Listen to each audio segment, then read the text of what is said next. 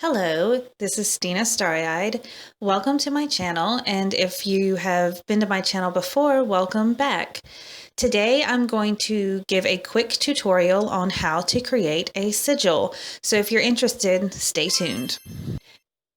So today I am showing you a quick tutorial on how I create sigils for my spells.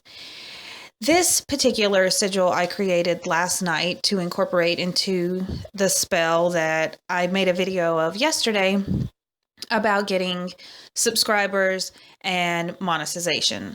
So the first step in creating a sigil is to write your intention in one sentence, and you want your sentence to be as concise as possible, but also as specific as possible. So my example is 4,000 watch hours and 1,000 subscribers in 6 months. After you have your sentence, what you want to do is you want to cross off all the vowels and all the letters that are duplicates. And after you do that, you will be left with a chain of letters like I have here. After you do that, you create a symbol that incorporates all the letters. They don't all have to be capitalized. Some can be capitalized, some can be lowercase. You can make it as elaborate or as simple as you like.